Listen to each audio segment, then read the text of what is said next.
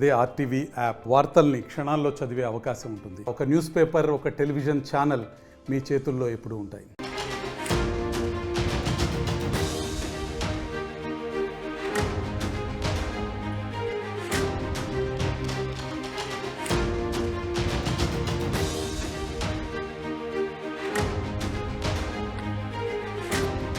Breaking news చూస్తున్నారు.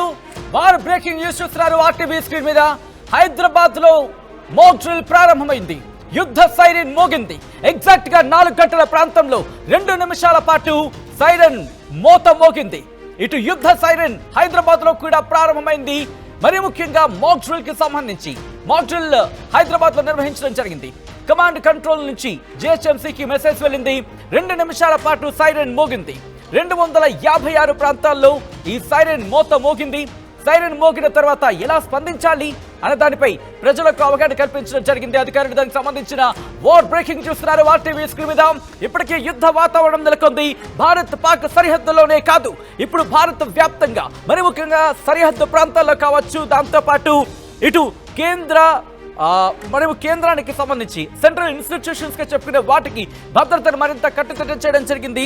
దాంతోపాటు present scenario ఎక్కడ చూసినా హై అలర్ట్ ఉంది. ఎక్కడ చూసినా కొన్ని సెన్సిటివ్ ఏరియాస్ కి సంబంధించి ఇప్పటికే కేటగిరైజ్ చేయడం జరిగింది. Category 1, category 2, category 3. కేటగిరీ 1లో 13 ప్రాంతాలు ఉన్నాయి. 13 నగరాలను గుర్తించడం జరిగింది. కేటగిరీ 2లో మరికొన్ని ఇలా 256 ప్రాంతాలను గుర్తించిన పరిస్థితి. ఇందులో కేటగిరీ 2లో హైదరాబాద్ అలాగే విశాఖపట్నం 2 ఉన్నాయి.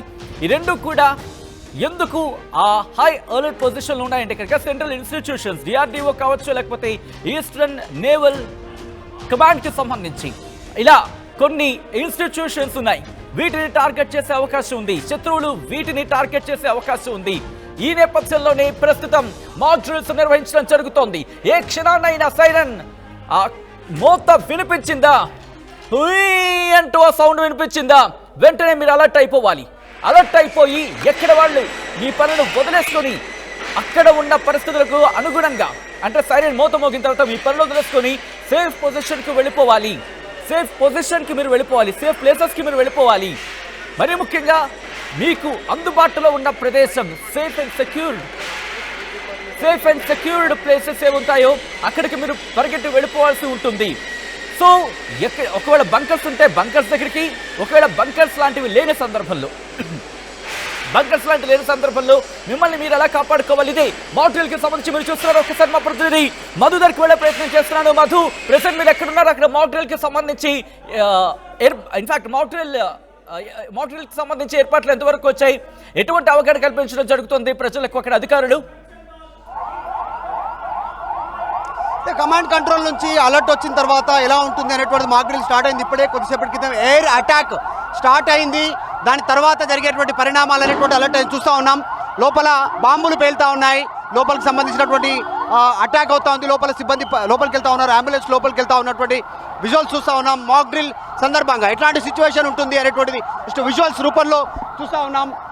అటాక్ అయిన తర్వాత సిబ్బంది ఎట్లా రియాక్ట్ అవుతారు, ఎలాంటి సిచ్యువేషన్ ఉంది అనేటువంటిది చూస్తూ ఉన్నాం. పోలీస్ సిబ్బంది ఆధ్వర్యంలో మాక్ డ్రిల్ బాంబులు పేలుతా ఉన్నాయి. అటాక్ అవుతా ఉంది. సో పేలుతా ఉన్నటువంటి బుల్లెట్లు పేలుతా ఉన్నాయి. లోపల అపార్ట్మెంట్ లోపల ఉన్నటువంటి వాళ్ళు సహాయం కోసం ఎదురు చూస్తూ ఆహాకారాలు పెడుతున్నటువంటి విజువల్స్ని చూస్తూ ఉన్నాం. ఇదంతా కూడా మాక్ డ్రిల్లో భాగంగా ఇక్కడ అన్ని విభాగాలు, రక్షణ విభాగాలకు సంబంధించి సిద్ధమవుతున్నాయి. ఫైర్ ఇంజన్ స్టార్ట్ చేస్తుంది. ఫైర్ ఇంజన్ సంబంధించి వాటర్ స్టార్ట్ అయింది. వాటర్ లోపలికి వదులుతూ ఉన్నటువంటి విజువల్స్ చూస్తూ ఉన్నాం. ఒకసారిగా సో సైరన్ వచ్చిన తర్వాత 2 నిమిషాలు 2 మినిట్స్ కంటిన్యూ సైరన్ వచ్చిన తర్వాత ఇలాంటి ఏర్పాట్లు ఉంటాయి. లోపల ఉన్న వ్యక్తుల్ని కాపాడడానికి ఇక్కడ ఉన్నటువంటి ఎన్డీఆర్ఎఫ్ సిబ్బంది, తర్వాత ఇక్కడ ఉన్నటువంటి అన్ని విభాగాల రక్షణకు సంబంధించినటువంటి సిబ్బంది అంతా కూడా ప్రయత్నం చేస్తారు. అంబులెన్స్ వెంటనే ఇక్కడికి వస్తారు. చిన్నపిల్లల్ని, వృద్ధులని ఎలా బయటికి తీసుకొస్తారు సిబ్బంది అనేటువంటి విజువల్స్ లైవ్లో చూస్తూ ఉన్నాం. సో ఈ రకంగా ఉంటుంది. సిబ్బంది ఎట్లా రియాక్ట్ అవుతారు, ప్రజలు ఎలా స్పందించాలి సంబంధించినటువంటి దానిపైన మొత్తానికైతే డ్రిల్ ఆధ్వర్యంలో ప్రజలకి వివరించే ప్రయత్నం చేస్తూ ఉన్నారు. ఆ సమయంలో ఎలా ఉండాలి, లైట్లు ఆర్పివేయాలి, వాళ్ళకి సంబంధించి సూచనలు కరెక్ట్గా వినాలి. సో వారిని రక్షణ కోసం ఇక్కడ నుంచి తరలిస్తారు వివిధ ప్రాంతాలకి. సిబ్బంది ఇంత అలర్ట్గా పనిచేసేటువంటి అవకాశం ఉంటుంది. అంబులెన్స్ తరలి వెళ్తా ఉంది. ఇక్కడ ఉన్నటువంటి వాళ్ళని తీసుకొని సేఫెస్ట్ ప్లేస్ కి నియర్ బై హాస్పిటల్స్ కి వెళ్ళడానికి సిద్ధమవుతున్నటువంటి విజువల్స్. మరికొన్ని అంబులెన్స్ మరి ముఖ్యంగా చాలా ఇంపార్టెంట్ ఇన్స్టిట్యూషన్ అదే సెంట్రల్ కి సంబంధించి ఇటు మన యుద్ధానికి సంబంధించి కావచ్చు, లేకపోతే వార్ హెడ్స్ కి సంబంధించి ఫ్యూయల్ ని అక్కడ సప్లై చేసే విషయంలో ఆ ఏర్పాట్లు కావచ్చు, జాగ్రత్తలు తీసుకుంటుంటుంది. అక్కడ ఎటువంటి పరిస్థితి తీసుకుని ప్రయత్నం చేద్దాం. మా ప్రతినిధి శిల్ప అప్డేట్స్ అందించేందుకు సిద్ధంగా ఉన్నారు. శిల్ప, ప్రెసిడెంట్ ఎన్ఎఫ్సి దగ్గర ఈ సైరన్ మోతో మోగిన తర్వాత ఎటువంటి అవగాహన కార్యక్రమాలు జరుగుతున్నాయి, ఒకసారి అప్డేట్స్ అందిస్తారా? రైట్, ప్రస్తుతం దేశవ్యాప్తంగా మాక్ డ్రిల్ సైరన్ మోగింది. ప్రస్తుతం నేను వెస్ట్ మారేడుపల్లిలోని ఇక్కడ ఉన్నాను. ఇక్కడ మొత్తం అవగాహన కార్యక్రమాలు నిర్వహిస్తున్నారు. ముఖ్యంగా దాడులు జరుగుతాయి, దాన్ని మనం ఏ విధంగా ఎదుర్కోవాలనేది కూడా మొత్తం లైవ్ డెమో చేసిన పరిస్థితి కనిపిస్తుంది. ఒకవేళ వారిని వెంటనే హాస్పిటల్కి తరలించే విధంగా అంబులెన్స్ రూట్లో మొత్తం లైవ్ డెమో చూసిన పరిస్థితి కనిపిస్తుంది. వాళ్ళని ఒకవైపు ఇటు డిఆర్ఎఫ్ వాళ్ళు కావచ్చు, ఇంకోవైపు పోలీసులు కావచ్చు, వాళ్ళని రెస్క్యూ చేసిన అనంతరం వెంటనే పక్కన ఉన్నటువంటి హాస్పిటల్కి తరలిస్తుంది. మన విజువల్స్ లో చూసుకోవచ్చు. సో ఎవరైతే ఇక్కడ దాడిలో ఎవరైతే విక్టిమ్స్ ఉంటారో వాళ్ళు ఎవరైతే గాయాలైనా వాళ్ళందరినీ కూడా తరలిస్తున్నారు. మొత్తం ఒకవైపు ఎన్సీసీ కావచ్చు, ఎన్ఎస్ఎస్ క్యాడెట్స్ కావచ్చు, వీళ్ళు పెద్ద ఎత్తున పాల్గొని అవగాహన కార్యక్రమాలు నిర్వహిస్తున్నారని చెప్పుకోవచ్చు. 4 గంటలకు ఎగ్జాక్ట్గా 4 గంటలకు ఈ సైరన్ మోగింది. సో ఎక్కడైనా దాడులు జరిగితే వాళ్ళందరినీ ఏ విధంగా రక్షిస్తారు అలాంటివి కూడా చేసిన పరిస్థితి కనిపిస్తుంది. సో వాళ్ళందరినీ కూడా ఇక్కడ నుండి పక్కన ఉన్నటువంటి వైద్య శిబిరాలకు తరలించి అక్కడ వాళ్ళకు వైద్యం అందిస్తున్న పరిస్థితి కనిపిస్తుంది. సో మొత్తం మీద ఏ విధంగా రెస్క్యూ చేశారు అంటే ఒకవైపు అటు ఏ స్ట్రైక్ జరిగితే ఏ విధంగా స్పందిస్తారు, ఏ విధంగా వాళ్ళని తీసుకెళ్తారు అనేది కూడా మనం విజువల్స్ లో చూసుకోవచ్చు. వాళ్ళందరినీ ఏ విధంగా రక్షిస్తున్నారు. సో ఎక్కడైనా దాడులు జరిగిన వెంటనే వాళ్ళందరినీ రక్షించడానికి మొత్తం వాళ్ళు చేసిన పరిస్థితి కనిపిస్తున్నది.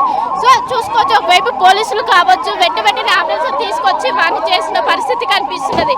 సో మొత్తం మీద ఇక్కడ ఏదైతే వెస్ట్ మారేడుపల్లి గ్రౌండ్ లో ఈ విధంగా ఏర్పాట్లు చేశారు. ముఖ్యంగా హైదరాబాద్ కేటగిరీ 2లో ఉండటంతో ఇక్కడ దాడులు జరిగే అవకాశం ఉంది. దీని ఇక్కడ అవగాహన కార్యక్రమాలు నిర్వహిస్తున్నారు. అందులో భాగంగా ఈ రోజు సైరన్ మోగించారు. 4:15 వరకు సైరన్ మోగించిన అనంతరం తర్వాత దీనిపైన అవగాహన కార్యక్రమాలు నిర్వహిస్తున్నా మనం చూసుకోవచ్చు. వెంటనే వైద్య శిబిరాలకు తరలిస్తున్నారు. ముఖ్యంగా జరిగినటువంటి ఏదైతే పాక్ అదేవిధంగా భారత్ మధ్య యుద్ధం జరిగే అవకాశం ఉండడంతో దాన్ని ఏ విధంగా మనం ప్రతిఘటించాలి, మన పక్కనే ఏ విధంగా హెయిర్ స్ట్రైక్ జరిగితే దాన్ని మనం ఏ విధంగా తప్పించుకోవాలి, ఏ విధంగా రక్షిస్తారు, వీటన్నింటినీ కూడా అవగాహన ఏర్పాటు చేస్తున్నారు. దాదాపు 75 ఏళ్ల తర్వాత మరోసారి ఈ విధంగా మాక్ డ్రిల్ నిర్వహిస్తున్నారు. గతంలో ఎమర్జెన్సీ పీరియడ్లో ఇది నిర్వహించారు. తర్వాత ఈసారి యుద్ధం జరిగే అవకాశం ఉండడంతో ఈసారి దాన్ని ఏ విధంగా సామాన్య ప్రజలు ఆ యుద్ధం నుంచి ఏ విధంగా తప్పించుకోవాలి, ఏ విధంగా తమ ప్రాణాన్ని రక్షించుకోవాలి, ఇంకోవైపు వీళ్ళ చర్యలు ఏ విధంగా ఉంటే ఒకవైపు డిఫెన్స్ ఆధ్వర్యంలో ఈ కార్యక్రమాన్ని నిర్వహిస్తున్నారు. సో 4:30 వరకు ఇది జరగనుంది. ఒకవైపు భవనంలో ఉన్నటువంటి వాళ్ళని ఏ విధంగా రెస్క్యూ చేస్తారు, రెస్క్యూ చేసిన అనంతరం వాళ్ళని ఏ విధంగా కాపాడతారు, వాళ్ళు అక్కడ దాడుల్లో వాళ్ళకు గాయాలైన అనంతరం వెంటనే పక్కన ఉన్నటువంటి వైద్య శిబిరాలకు తరలిస్తారు, వాళ్ళకు ఫస్ట్ ఎయిడ్ చేస్తారు. సో ఈ కార్యక్రమాలను కూడా కొనసాగుతున్న పరిస్థితి కనిపిస్తుంది. నగర వ్యాప్తంగా 4 చోట్ల ఇవన్నీ నిర్వహిస్తున్నారు. ఒకవైపు కాంచన్బాగ్ కావచ్చు, మౌలాలి కావచ్చు, అదేవిధంగా సికింద్రాబాద్లో ఈ కార్యక్రమాన్ని నిర్వహిస్తున్నారు. ఒకవైపు పోలీస్ యంత్రాంగం కావచ్చు, జిహెచ్ఎంసీ యంత్రాంగం కావచ్చు, డిఆర్ఎఫ్ బృందాలు కావచ్చు, ఫైర్ సేఫ్టీ బృందాలు కావచ్చు, ప్రతి ఒక్కరు పాల్గొన్నారు వీటిని సక్సెస్ చేసే విధంగా. ఎందుకంటే ప్రతి ఒక్కరికి అవగాహన పెంచాలి, ఏ విధంగా మనం ఆ సమయంలో ఆలోచించాలి, ఏ విధంగా మూవ్ అవ్వాలని కూడా అన్ని చెప్తున్న పరిస్థితి కనిపిస్తుంది. మనం విజువల్స్ లో కూడా చూసుకోవచ్చు. ఎవరైతే ఇప్పుడు అక్కడ స్ట్రెచర్ పైన పడుకున్న వాళ్ళు విక్టిమ్ అంటే వాళ్ళు గాయాలు పడ్డ వాళ్ళని ఏ విధంగా మూవ్ చేస్తారు, ఏ విధంగా హాస్పిటల్ కి తరలిస్తారు అనేది కూడా వాళ్ళు చేసిన పరిస్థితి కనిపిస్తుంది. సో మొత్తం మీద 4:30 వరకు ఇది ఇలానే మోనుంది. సో అక్కడ హాస్పిటల్ తరలిస్తున్న వాళ్ళకి ఇక్కడ కనిపిస్తున్నటువంటి ఈ భవనంలో అందరినీ రెస్క్యూ క్షతగాత్రులని ట్రీట్మెంట్ చేసిన తర్వాత ఇక్కడ నుంచి తరలించి వేరే ప్రాంతానికి తీసుకెళ్తారు. ఇటు ఉన్నటువంటి ఒకసారి సిచ్యువేషన్ చూద్దాం. మాక్ డ్రిల్ సందర్భంగా ఎలా రియాక్ట్ అవుతారు జనరల్గా సిబ్బంది, పోలీస్ సిబ్బంది కానీ, ఇక్కడ ఉన్నటువంటి సహాయ సిబ్బంది కానీ, అంబులెన్స్లు కానీ, తర్వాత ఇంకా మిగతా సిబ్బంది ఎలా రియాక్ట్ అవుతారు, పైన వాళ్ళని కిందికి ఎలా తీసుకొస్తారు అనేటువంటి విజువల్స్ రూపంలో చూస్తూ ఉన్నాం. సో పెద్ద ఎత్తున అంబులెన్స్ కానీ ఈ రకంగా తీసుకొస్తుంటారు. వాళ్ళందరికీ కూడా ఎన్డీఆర్ఎఫ్ సిబ్బంది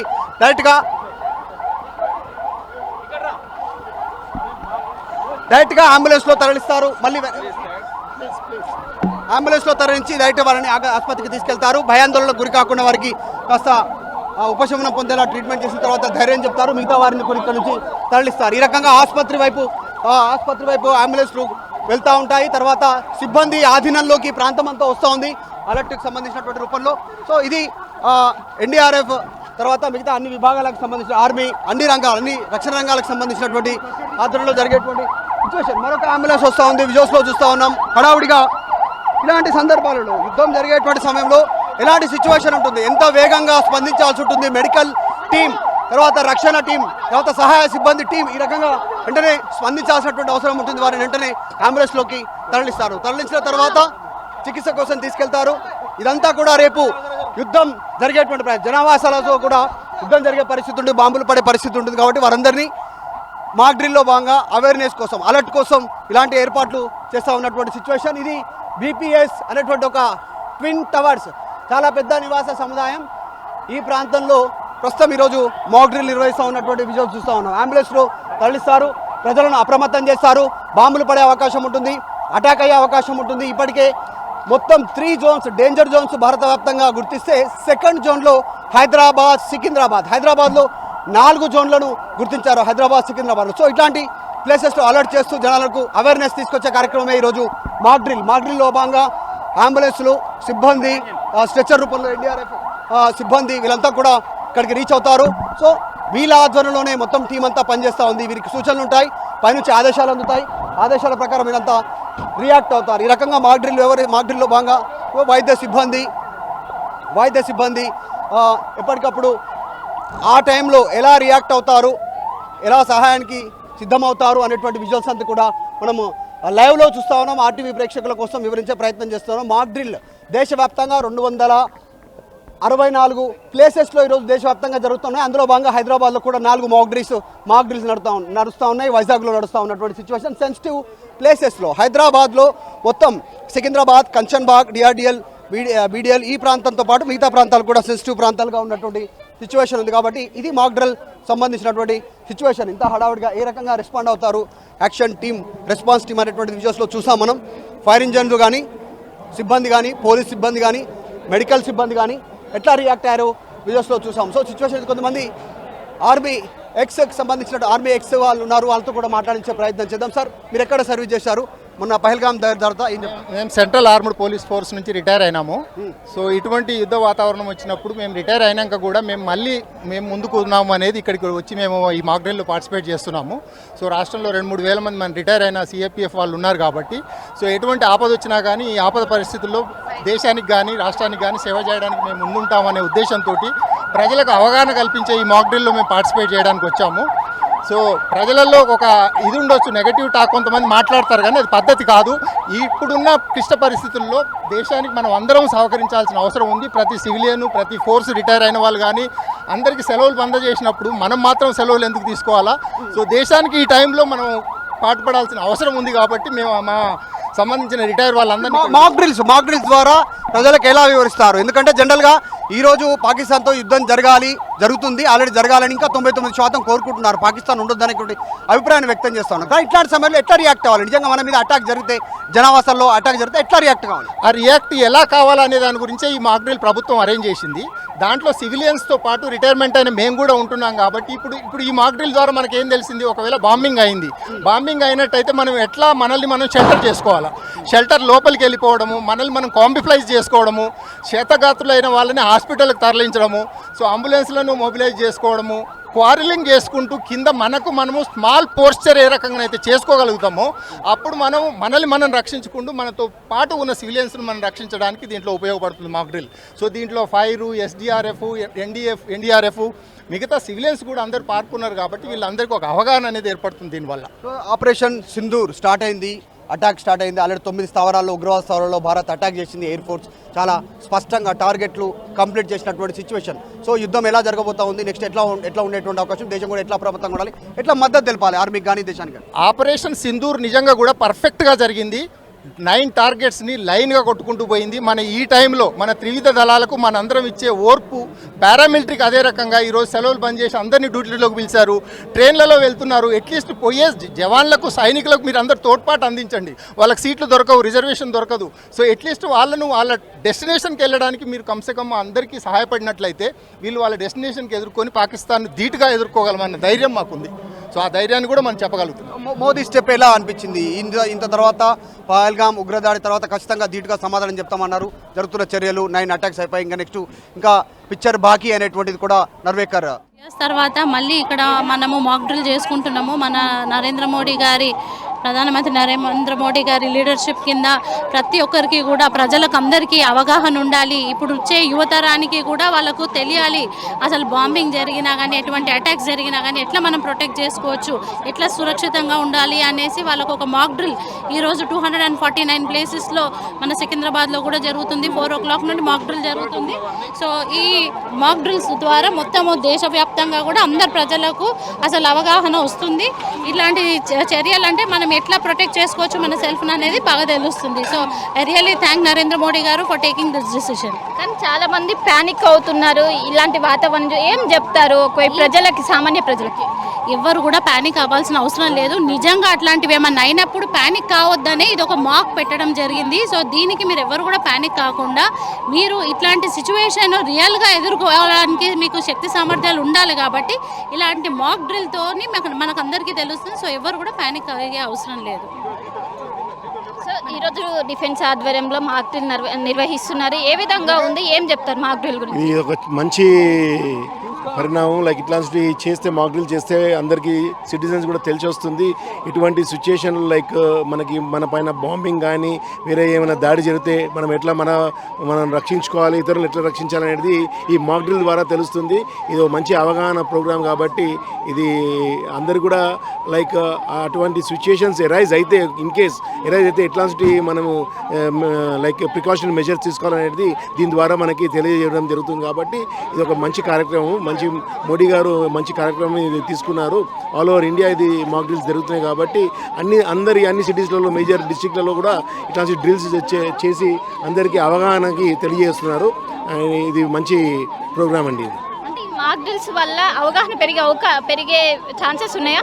డెఫినెట్గా అండి. ఈ మాక్ డ్రిల్స్ వల్ల వాళ్ళకి ఇటువంటివి వస్తే మనం ఏం చేయాలనేది దీని ద్వారా వాళ్ళకి ఖచ్చితంగా తెలుస్తుంది. సో వాళ్ళు ఇటువంటి నిజంగానే జరిగితే కానీ మనం ఎట్లెట్లా మనము ఇతరులను రక్షించాలి, మనం ఎట్లా రక్షించుకోవడం అనేది దీని ద్వారా వాళ్ళకి తెలియజేయడం జరుగుతుందండి. ఏం చెప్తారు ఇటు సామాన్య ప్రజలు కావచ్చు, కొంచెంమంది ప్యానిక్ అవుతున్నారు, వారంటే ప్యానిక్ అవుతున్నారు.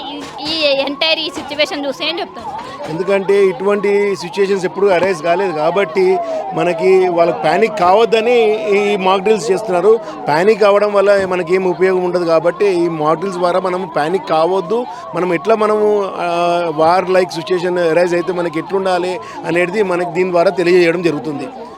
మొత్తం మీద ఒకసారి ఈ రోజు ఎన్సీసీ డిఫెన్స్ ఆధ్వర్యంలో ఎన్సీసీ క్యాండిడేట్ పెద్ద ఎత్తున పాల్గొన్నారు. ఒకసారి రైట్, అది ప్రస్తుతం హైదరాబాద్ లో అయితే మాత్రం మాక్ డ్రిల్ కంటిన్యూ అవుతుంది. ఒకసారి విశాఖపట్నం వెళ్దాం. ఎందుకంటే కేటగిరీ 2లో ఉన్న 2 సిటీస్లో, ఒకటి హైదరాబాద్ అయితే రెండోది విశాఖపట్నం. మరి విశాఖపట్నంలో ఎటువంటి ప్రిపేర్నెస్ ఉంది, యుద్ధం అనివార్యమైతే అక్కడ ఎటువంటి చర్యలు తీసుకునే అవకాశం ఉంది, ఎటువంటి జాగ్రత్తలు తీసుకోవాల్సిన అవసరం ఉంది, ఎటువంటి అవగాహన కార్యక్రమాలు జరుగుతుందో తెలుసుకునే ప్రయత్నం చేద్దాం. మా ప్రతినిధి శివరామకృష్ణ అప్డేట్స్ అందించేందుకు సాగర తీరం నుంచి సిద్ధంగా ఉన్నారు.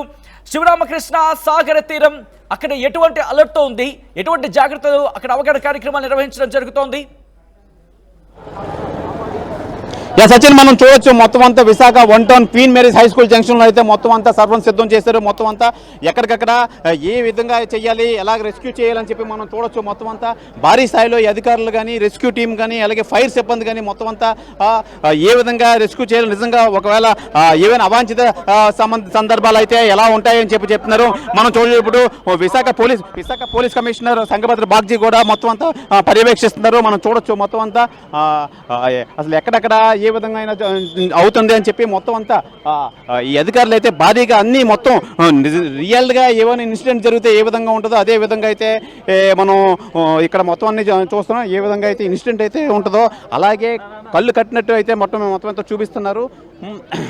మొత్తం ఫైర్ స్మోక్ రావడం కానీ ఆ లోపల ఉన్న వాళ్ళని రెస్క్యూ చేయడం కానీ వెంటనే ఇమీడియట్గా అంబులెన్స్లో తీసుకెళ్ళిపోయి మొత్తం అంతా వాళ్ళని రెస్క్యూ చేసినట్టు మొత్తం అంతా పబ్లిక్ కూడా మొత్తం అవేర్నెస్ తీసుకొస్తున్నారు. మొత్తం అంతా పబ్లిక్ అంతా చాటి చెప్పే ప్రయత్నం అయితే చేస్తున్నారు. మనం చూడొచ్చు మొత్తం అంతా అధికారులు మొత్తం అంతా ఇక్కడ నిమగ్నమైన నిజంగా రియల్గా ఇక్కడ ఏదో జరిగింది ఇన్సిడెంట్ అన్నట్టే ఉంది. మనం ప్రధానం చూడొచ్చు ఈ శంకపతి బాగ్చి సిపి అయితే మొత్తం అంతా ఈ పర్యవేక్షణలో ఉన్నారు. మొత్తం దేనికి సంబంధించి అధికారులు అందరూ కూడా ఉన్నారు. మనం చూడొచ్చు మొత్తం అంతా ఆ నిచ్చెన్స్ పెద్ద పెద్ద నిచ్చెన్స్ వేసి ఒక ఫ్లాట్లో జరిగితే ఆ ఫ్లాట్లో ఇన్సిడెంట్ మొత్తం అంతా బయటకు తీసుకురావడం, ఆ క్షతగాత్రులను ఏ విధంగా అయితే తీసుకొస్తే వీళ్ళంతా రెస్క్యూ అవుతారో మొత్తం అంతా అదే విధంగా మొత్తం చేస్తున్నారు. మొత్తం కట్టుదిట్టంగా అయితే మొత్తం ఏర్పాట్లన్నీ చేస్తున్నారు. మొత్తం అంతా మాక్ డ్రిల్ అవి చేసి మొత్తం స్థానికంగా ప్రజలందరికీ తెలియజేసే ప్రయత్నం అయితే చేస్తున్నారు. మొత్తం మనం చూడొచ్చు విజువల్స్ మన కెమెరామెన్ చూపిస్తున్నారు. మొత్తం అంతా ఈ పాడుబడిన బిల్డింగ్లు కానీ ఆ బిల్డింగ్లో అసలు రెస్క్యూ వాళ్ళు ఉన్న వాళ్ళందరినీ ఏ విధంగా రెస్క్యూ చేయాలి అని చెప్పి మొత్తం అంతా ఈ కార్యక్రమం అయితే చేపట్టారు. ప్రధానంగా మనం చూడొచ్చు వీళ్ళంతా ఎక్కువ సిబ్బంది అయితే పాల్గొన్నారు. సిబ్బంది పాల్గొని మొత్తం అంతా ఎక్కడికెక్కడ మొత్తం ప్రజలకు తెలియజేసే విధంగా అయితే మొత్తం అన్ని ఏర్పాట్లు అయితే చేస్తున్నారు. మనం చూడొచ్చు ఈ ఫైర్కి సంబంధించి ఆఫీసులు ఎంతమంది ఉన్నారు. అలాగే మొత్తం అంతా కలెక్టర్ జాయింట్ కలెక్టర్ మొత్తం అంతా పర్యవేక్షిస్తున్నారు. మొత్తం ప్రధానంగా మనం చూసుకోవచ్చు ఇక్కడ మొత్తం అంతా ఫుల్ వాటర్ క్యాన్స్తో వాటర్ ఇంజిన్స్తో పాటు మొత్తం అంతా రెడీగా అయితే ఉన్నారు. ఎక్కడికక్కడ మొత్తం వీళ్ళు అలర్ట్గా అయితే ఉన్నారు. అలర్ట్గా ఉండి మొత్తం 2-3 ఇన్సిడెంట్లు జరిగితే ఏ విధంగా ఉంటుంది ఆ విధంగా అయితే మొత్తం అంతా వీళ్ళు కళ్ళు కట్టినట్టు మొత్తం ప్రజలకు కానీ అందరికీ తెలియజేసే ప్రక్రియ అయితే సాగింది. నిజంగా ఇక్కడ ఏదో జరిగింది, ఇక్కడ మొత్తం రియలిస్ట్గా జరిగితే ఏ విధంగా రెస్క్యూ చేస్తారు అని చెప్పి మొత్తం మనం చూడొచ్చు. ఇప్పుడు పబ్లిక్లో కూడా మంచి అవేర్నెస్ అయితే వచ్చి అసలు ఏ విధంగా రెస్క్యూ చేస్తారు, నిజంగా రెస్క్యూ చేస్తే మనం ఏ విధంగా అయితే చేయాలి అని చెప్పి మొత్తం అంతా ప్రజల్లో కూడా మంచి అవేర్నెస్ అయితే వచ్చింది. అవేర్నెస్ వచ్చి మొత్తం అన్నీ నేర్చుకోవాలి. నిజంగా మన సెంట్రల్ గవర్నమెంట్ ఈ విధంగా మొత్తం అంతా చెప్తే మనం కూడా నేర్చుకోవాలి. అసలు ఏ విధంగా ఎస్కేప్ అవ్వాలి, అలాగే పక్కవారిని ఏ విధంగా ఎస్కేప్ చేయాలి, ఎలా కాపాడాలి అని చెప్పి నిజంగా అయితే చూస్తున్నారు. మనతో పాటు ఈ పబ్లిక్ అయితే ఉన్నారు. పబ్లిక్ అడిగి తెలుసుకుందాం. అమ్మా ఎలాగ మొత్తం తెలిసిందా మీకు తెలిసిందా ఇది ఎలాగా? ग्रिल में रोप रेस्क्यू के मदद से लेके आते हैं, उसको कैराबिन लगा के पिग्गी बैग के तरीके से नीचे लेके आएंगे और अदरवाइज और सीढ़ी के साथ చూస్తూ ఉన్నాం. సిబ్బంది తర్వాత వైద్య సిబ్బంది డాక్టర్కి సంబంధించినటువంటి సిబ్బంది వీళ్ళంతా కూడా రెస్పాండ్ అవుతారు. ఆ టీం అంతా కూడా ఎప్పటికప్పుడు మినిట్ టు మినిట్ వారికి వైద్య సేవలు అందించడం కావచ్చు, మిగతా అన్ని రకాలుగా కూడా వారిని అలర్ట్ చేయడం కావచ్చు. వీళ్ళందరినీ కూడా మొత్తం సిబ్బంది వీళ్ళంతా కూడా పోలీస్ అధికారులు ఉన్నారు, వాళ్ళతో కూడా మాట్లాడించే ప్రయత్నం చేద్దాం. ప్రస్తుతం మనం చూస్తా ఉన్నాం మాక్ డ్రిల్ కంప్లీట్ అయింది. దీనికి సంబంధించి బ్రీఫింగ్ ఉంటుంది. తర్వాత రిపోర్టు రాష్ట్ర ప్రభుత్వానికి కేంద్ర ప్రభుత్వాలకి పంపించాల్సినటువంటి అవసరం కూడా ఉంది. వీటికి సంబంధించి వీళ్ళు రిపోర్ట్ కూడా పంపించడానికి సిద్ధమవుతా ఉన్నారు. అధికారులతో మాట్లాడించే ప్రయత్నం చేద్దాం. మీరే పెద్ద కాపాడండి బాబు, పెద్దలే మేము ఇంకేం చేయలేము. చెప్పండి, ఏం చెప్తారు? ఈరోజు ప్రభుత్వం చాలా కఠినమైన నిర్ణయం తీసుకొని ప్రజలకు మంచి అవగాహన కల్పించింది. ముఖ్యంగా ఏదైతే సముద్ర తీర ప్రాంతంలో ఉన్న ప్రజలకి అప్రమత్తం చేసి చాలా చక్కగా అన్ని వ్యవస్థల్ని, అంటే ఒక ఇండియన్ నేవీని, కోస్ట్ గార్డ్ని, ఆర్మీని, అలాగే నేవీ సిబ్బందిని, అలాగే మన యువతకి ముఖ్యంగా ఈ వార్లో ఏ విధంగా మనం అలర్ట్ అవ్వాలి. అలాగే చూస్తే ఒళ్ళు గొగురుపడిచింది. ఈరోజు నిజంగా యుద్ధం జరిగితే, ఇంత ప్రమాదాలు జరిగితే ఈ సిబ్బంది అంతా వాళ్ళ ప్రాణాలకు తెగించి మన కోసం, అంటే మన నిజంగా రాత్రి పగలు సుఖంగా పడుకుంటున్నాం. ఇక్కడ ఈ వ్యవస్థలన్నీ కూడా ఆర్మీ, పోలీస్, ఇక్కడ మిలిటరీ, నిజంగా ఈ యొక్క అంబులెన్స్ డ్రైవర్స్, అలాగే మీడియా సోదరు అందరూ కూడా ప్రతి ఒక్కరు కూడా జనాలు అప్రమత్తం చేసి ఈరోజు చాలా చక్కగా నిర్వహించారు. దానివల్ల ఇక్కడ లోకల్గా ఉన్న చాలా మంది చదువు సంధ్య లేని చాలా మంది ఉన్నారు, వారందరూ కూడా చాలా చక్కగా నిర్వహించారు. అలాగే మనం చూడొచ్చు, మనం నిజంగా మెడికల్ సంబంధించి మొత్తం అంతా ఈ మెడికల్ క్యాంప్ కూడా రెడీ చేశారు. నిజంగా ఒక ఇన్సిడెంట్ జరిగితే ఏ విధంగా ఉంటుంది అని చెప్పి ఒక క్యాంప్ అయితే రెడీ చేశారు. మొత్తం అంతా ఎవరైనా నిజంగా మెడికల్ పరంగా ఎటువంటి చర్యలు చేపట్టాలని చెప్పి మనం చూడొచ్చు. మొత్తం అంతా మెడికల్ సంబంధించి మొత్తం అంతా ఆ రెస్క్యూ చేసిన వాళ్ళని తీసుకొచ్చి ఇక్కడ నిజంగా బాటిల్స్ అవి ఎక్కించి వాళ్ళని మళ్ళీ యథావిధిగా వాళ్ళ ఆరోగ్య పరిస్థితి అయితే నిలకడగా చేసేందుకైతే వీళ్ళైతే చేస్తున్నారు. సార్ ఏ విధమైన చర్యలు అయితే చేపడుతున్నారు ఇప్పుడు? బయటకు వచ్చారు. సార్ అసలు నిజంగా జరిగితే ఏ విధంగా ఉంటుంది అన్నట్టే అన్నీ తయారు చేస్తారు. ఏం చెప్తారు మీరు దీనికోసం? అది this is a type of mock drill. మనము ముందే ప్రిపేర్డ్నెస్ ఫర్ ఇఫ్ ఎనీథింగ్ ఇట్లా టైప్ ఆఫ్ ఫైర్ యాక్సిడెంట్ కానీ లేకపోతే ఫ్యూమ్స్ ఇది కానీ జరిగినప్పుడు మనం ఈ మెడికల్ టీమ్స్ని రెడీగా పెట్టుకోవడము, 108 అంబులెన్సెస్ని రెడీగా చేసుకోవడము, డ్రగ్స్ అన్ని లాజిస్టిక్స్ అన్ని రెడీ చేసుకొని ఉండడం జరుగుతుంది. ఇక్కడ ఫస్ట్ ఎయిడ్ క్యాంప్ అని అంటారు, ఇది టెంపరీ హాస్పిటల్ క్యాంప్. ఇది ఇక్కడికి తీసుకొచ్చి ఫస్ట్ ఎయిడ్ చేసి మిగతా ఏమైనా ఇందులో క్యాజువాలిటీస్ హయ్యర్ క్యాజువాలిటీస్ ఏమంటే పికప్ చేసి base hospital near by base హాస్పిటల్ని మనం షిఫ్ట్ చేసుకోవడానికి. ఇప్పుడు బేసిక్ ట్రీట్మెంట్ అయితే ఇస్తారు ఇక్కడ. నిజంగా ఒరిజినల్గా జరిగితే ఆ పర్సన్ ఇది అవ్వకుండా మొత్తం బేసిక్ ట్రీట్మెంట్ అందిస్తాం, ఇచ్చేసి బేస్ హాస్పిటల్కి రెఫర్ చేస్తామండి. ఓకే. ఎంతమంది పాల్గొన్నారు మీ? మేమంతా ఒక 30-40 మంది పాల్గొన్నామండి. అంటే 108 సిబ్బంది, మా మెడికల్ 1 టౌన్ వాళ్ళు, ప్రసాద్ గార్డెన్స్ యూపీహెచ్సి వాళ్ళు అండ్ ఆల్ క్యాడర్స్ మాకు అలాంగ్ విత్ ఎన్సీసీ ఈ టీంలోని సక్సెస్ఫుల్గా చేశారు. అయితే మొత్తం మీద ఓవరాల్గా మనం చూసుకోవచ్చు. అలాగే ఆరోగ్యశ్రీ డిస్ట్రిక్ట్ కోఆర్డినేటర్ సార్ చెప్పండి, ఏ విధంగా అరేంజ్మెంట్ అయితే చేశారు?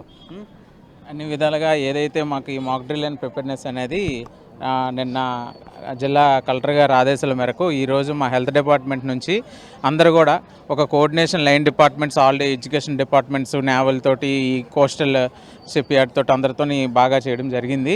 ఈ సిబ్బందిని ఫస్ట్ ఆఫ్ ఆల్ ఏంటంటే మెయిన్గా ఇది ప్రోగ్రామ్ అనేది అవేర్నెస్ అనేది ఏ విధంగా మనకి ఈ సిచ్యువేషన్ వచ్చేటప్పుడు ఎలాగా జనాలు అనేది అప్రస్తుతంగా ఉండాలని చెప్పి ఇది మనకి చాలా దీన్ని బట్టి మనం చేయడం జరిగింది సార్. మొత్తం ఎన్ని 108 వెహికల్స్ పాల్గొన్నాయి ఈ రెస్క్యూ టీంలో? టోటల్గా మనము 108 వెహికల్స్ పాల్గొనడం జరిగింది. 2 వెహికల్స్ అనేవి స్కూల్ దగ్గర పెట్టడం జరిగింది. ఒక 3 వెహికల్స్ అనేవి మనము ఈ యొక్క విక్టిమ్స్కి మాక్ డ్రిల్కి యూజ్ చేయడం జరిగింది. అది మనం చూడొచ్చు. మొత్తం అంతా ఓవరాల్గా అయితే చూస్తే మొత్తం నిజంగా అన్ని ఏర్పాట్లు అయితే చేశారు. మనం చూడొచ్చు ఇప్పుడు ఈ బెడ్స్ కానీ నిజంగా ఎవరైనా క్షతగాత్రులు నిజంగా ఇంజ్యూర్ అయితే వాళ్ళని ఇమీడియట్గా తరలించడానికి ఈ బెడ్స్ కానీ, అలాగే మొత్తం మీద వీల్ చైర్స్ చూడొచ్చు. ఎక్కడికక్కడ వీల్ చైర్స్ నిజంగా ఇన్సిడెంట్ జరిగితే నిజంగా ఎలాగా రెస్క్యూ చేయాలి, ఏ విధంగా వాళ్ళని కాపాడాలని చెప్పి మొత్తం టీం అంతా రెడీగా ఉన్నారు. మొత్తం టీం అంతా రెడీగా ఉండి నిజంగా వాస్తవంగా ఏమైనా జరిగితే అసలు ఎలాగా వాళ్ళు చేయాలి, ఎలా సపోర్ట్ చేయాలి అని చెప్పి అన్నారు. అమ్మా ఎలా ఉంది మీ ఈ రెస్క్యూ టీంలో పాల్గొనడం ఎలా ఉంది? చెప్పండి అసలు ఏంటి ఎలా ఉంది? యాక్చువల్లీ రెస్క్యూ టీమ్ ఇస్ చాలా యాక్టివ్గా పార్టిసిపేట్ చేశారు అందరూ, either medical team or front line workers and NCC students also joined us and అందరూ బాగానే వచ్చారు. And we rescue team we rescued 5 patients and we sent to the KGH and remaining all we subside here. అంటే ఒరిజినల్గా ఎలా జరిగితే ఈ విధంగా follow అవ్వాలి. Definitely all the public whoever awareness ఉన్న కంపల్సరీ అవేర్నెస్ అయితే ఉండాలి. అండ్ అందరికీ ఇది प्रोटोकॉल पूरा फॉलो करते हुए कैसे एक दूसरे की मदद कर सकते हैं और मेडिकल डिपार्टमेंट यहाँ पर काफ़ी चीज़ें हम की है, तो हम ये कोशिश कि कभी ऐसी दुर्घटना हो जाए या देश के ऊपर ऐसी कोई तकलीफ आए तो हम सब मिलकर उसका सामना करेंगे, ऐसा हमारा सोचना है. मैं सरकार के सभी नुमाइंदों को, सभी डिपार्टमेंट के आगेवानों को धन्यवाद देता हूँ कि यहाँ पर आपने जो है काफ़ी अच्छा लोगों को एजुकेट किया और ये बिल्डिंग में आने का सबको मौका मिला. धन्यवाद.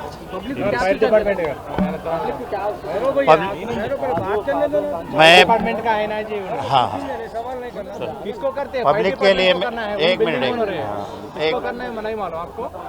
मिनट पब्लिक को मेरा यही संदेश है. देखो देश में जो माहौल चल रहा है उसके रहते हुए हम सभी को बहुत ही सावधान रहना है और हमारी जिम्मेदारी बनती है कि सरकार के साथ कंधे से कंधा मिलाकर हम उनका सहयोग करें और कभी ऐसी दुर्घटना के वक्त सब एक दूसरे का साथ देने का काम करें. एक दूसरे के प्रोटोकॉल जो बताया है वो हमको फॉलो करना है ताकि हम किसी दुर्घटना से बच सके या कम से कम नुकसान को बचा सके, नुकसान को कम कर सके. ऐसा हमारा सभी का ध्येय रहना चाहिए.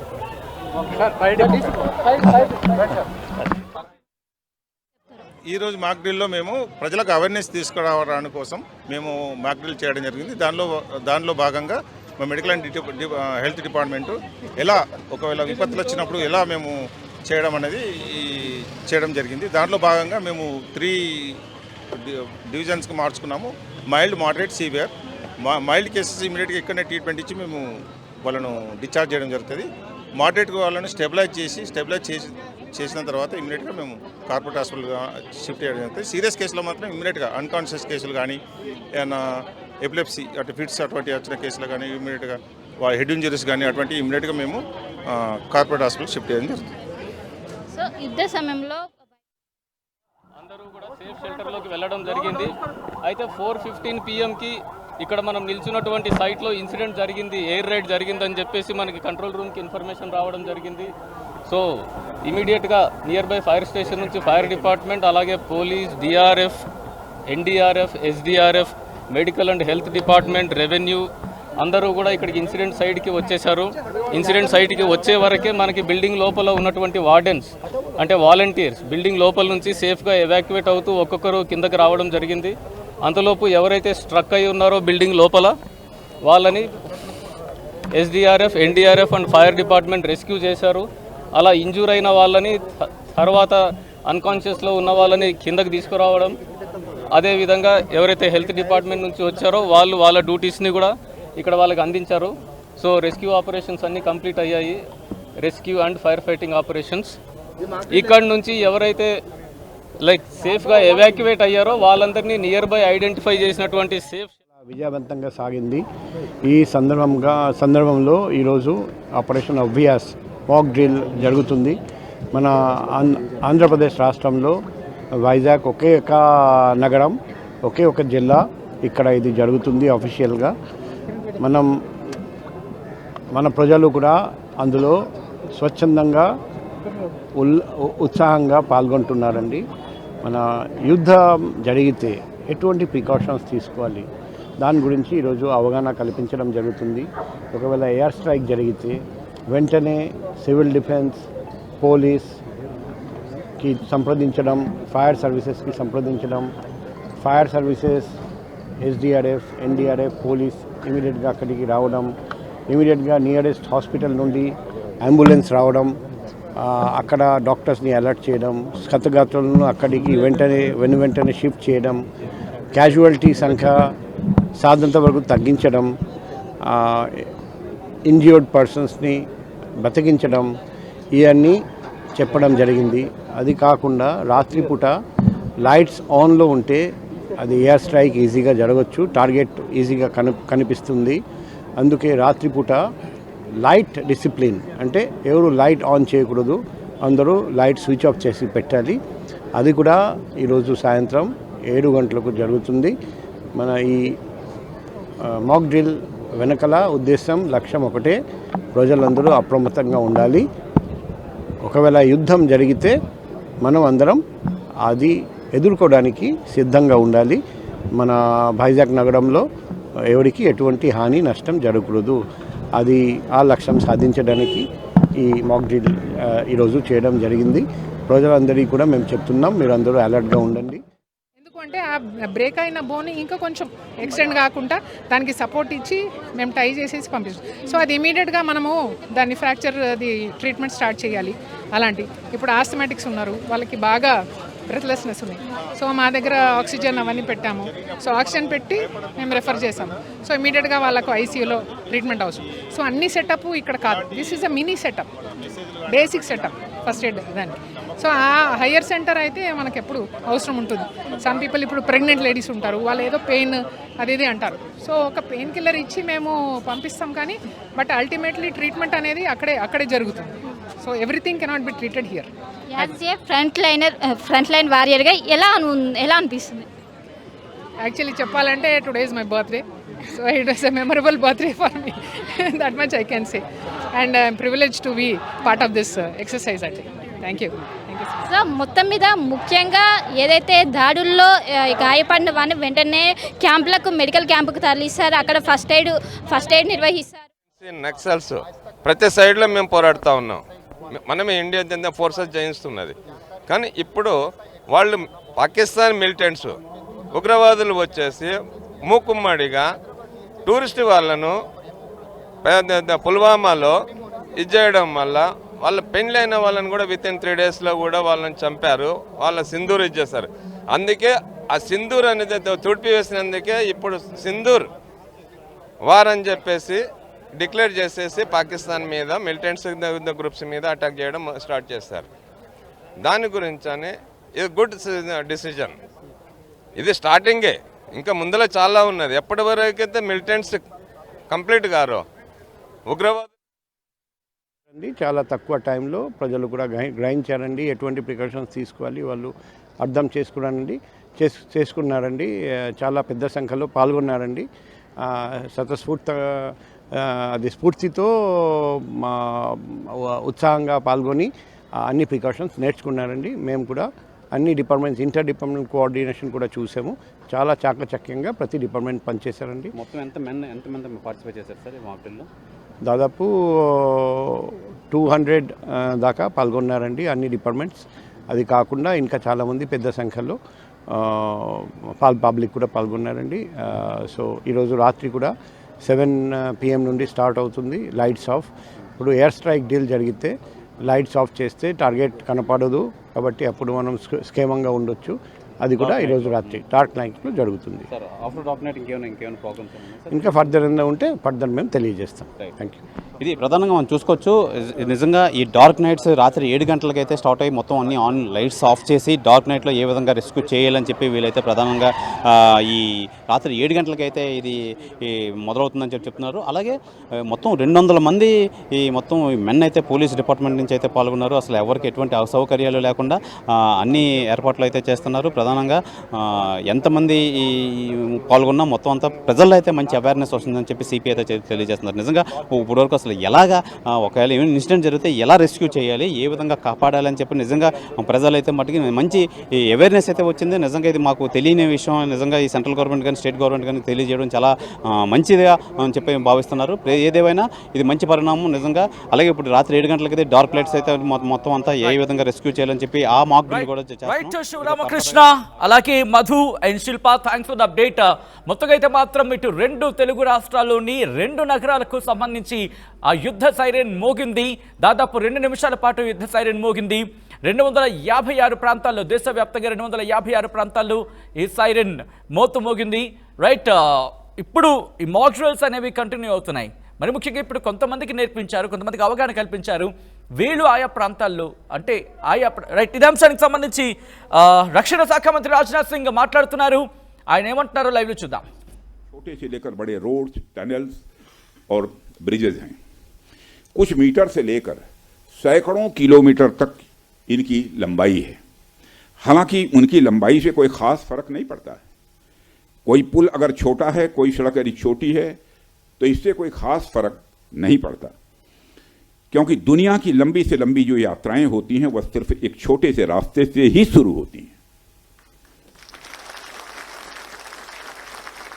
इसलिए इन प्रोजेक्ट्स की कीमत, इनकी वैल्यू सिर्फ इस बात से नहीं आंकी जा सकती क्या फाइनेंशियली या फिजिकली कितना बड़ा प्रोजेक्ट है और यह कितना छोटा प्रोजेक्ट है.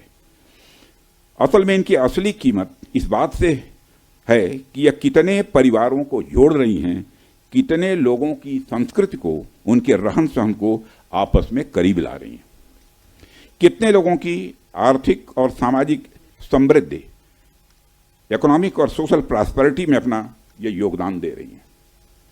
यह प्रोजेक्ट्स लोहे, कंक्रीट या कोलतार से बनी हुई एक संरचना भर नहीं है, बल्कि यह एक कमिटमेंट है, यह एक प्रतिबद्धता है सीमावर्ती क्षेत्र के विकास का. यह एक रिजॉल्व है, यह एक संकल्प है बॉर्डर एरियाज में क्वालिटी इंफ्रास्ट्रक्चर बिल्ड करने का. यह एक दृढ़ निश्चयता का डिटर्मिनेशन है लोगों के दिलों को जोड़ने का. इसलिए मैंने कहा कि ये प्रोजेक्ट्स इनवैल्यूएबल हैं, इनकी कीमत का आकलन नहीं किया जा सकता. साथियों, प्राचीन काल से ही मार्ग मानव सभ्यता के विकास में बड़ी महत्वपूर्ण भूमिका निभाते आए हैं.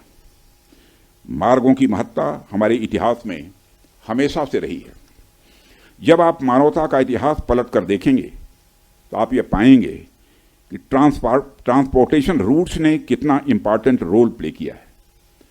इतिहास बताते हैं कि सिविलाइजेशन थ्राइव हुई तो उसके पीछे रूट्स और राजमार्गों का बहुत बड़ा योगदान रहा है।